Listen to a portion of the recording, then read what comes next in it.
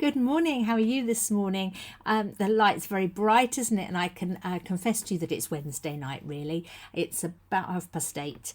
And I had a decision. I thought, well, I can either keep going for another 10 minutes tonight and get this recorded, and then I'll upload it in the morning, or I'll get up earlier and record it. And I thought, no, you'll get me better if I record it the night before, because I'm still perky and wide awake, and I think tomorrow morning I'll be a bit tired. So here I am. It's Wednesday night, but it's really Thursday morning. How are you? I know, I can't fail but to be honest about it. Wednesday's been good. I spent an hour on Wednesday morning talking with clergy from across the UK who are all ministers in what is considered to be small churches.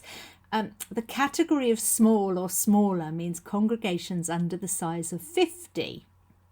So we are really well and truly small, aren't we? But the point of the conversation was to not get sidetracked or bogged down or disheartened by those people who are in the really big, very voluminous churches. And we know that there are plenty of those around, particularly in our towns and cities. And it's important to celebrate the small. And I know from experience that if you end up in a room with lots and lots of clergy and one or two of them are part of a very big church, they kind of hold the floor a bit. And those of us who are ministering in much smaller places tend to slink away and feel a little bit inferior, and can even feel a bit of a failure in front of those clergy who are counting heads and are into the tens and dozens and hundreds. I know we shouldn't, because you and I know that small can be perfectly formed, even when it's made up of lots of very imperfect people. So it was a joy to talk and to share and to celebrate all things small in church. And there is a school of thought that argues very strongly that if a congregation is over 30 in number, it's actually quite hard for that congregation to hold itself together as one unit, because it's difficult to really properly know more than 30 people in enough depth and with enough time and care to do it well. And so that's a place where I think our tiny congregations and our small churches can really thrive. We know people very well. You all know each other much better because there are fewer of you.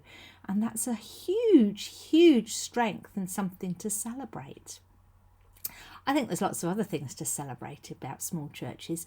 But the purpose of commenting on that and telling you about this hour that I'd spent is because somebody commented on a passage in Isaiah that I wanted to share with you, because I think it has implications for a lot of us in many other ways. So I'm going to read the passage and then I'll talk to you about why I thought it was a good one to share this morning. So it's in Isaiah chapter 44 and it's verses 1 to 4. Here is my servant whom I uphold, my chosen in whom my soul delights. I have put my spirit upon him. He will bring forth justice to the nations. He will not cry or lift up his voice or make it heard in the street. A bruised reed he will not break, and a dimly burning wick he will not quench. He will faithfully bring forth justice. He will not grow faint or be crushed until he has established justice in the earth, and the coastlands wait for his teaching. So the purpose of reading that, and the reason that it kind of leapt out at me and has stayed with me for the rest of the day, is because I'm aware that there are a lot of people around and about who are struggling, either with health or with anxiety or with sheer volume of what needs to get done, family pressures, we're all feeling kind of squeezed and stretched and heavy laden. And there are lots of verses in the Bible that we naturally go to, and I know that we've read some of them in the past, but I just keep hearing stories about people who are feeling kind of pushed to the end of their tether.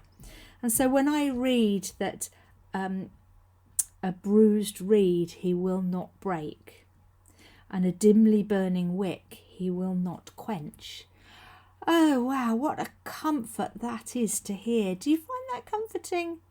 The idea that even though we know that we're not giving of our best and that we're not at full capacity and that it's just hard, all we have to do is be. And God will make the best of what we've got, and He will make the most of us and for us, and He will build us back up. And so when we're feeling bruised, He's not going to break us. He's going to make sure that we don't get broken. And if we are only burning dimly, that's enough for now. And that we must trust in God that when we are more able to, or when the time is right, then that flame might burn a little brighter and not quite so dimly. And you know what? For now, God understands everything that's going on for us and anything that we're able to offer, even if we don't feel that we're offering anything at all. God's working with that. Nothing is wasted. And the work is God's to do. All we can do is be who we are and just keep showing up. I'm not sure. That might be cold comfort if you're feeling like you're really not managing, and sometimes we feel like we're failing, but it's just important to remember that it's in those moments of vulnerability and in those moments when we accept that we're doing our best and it's all we've got to offer, that God will step in and say, you know, I love you and you're doing okay. And we are loved by God for exactly who we are. Exactly who we are. And I'm hoping that that's of some comfort today. Maybe you didn't need to hear it. Maybe it's no comfort at all.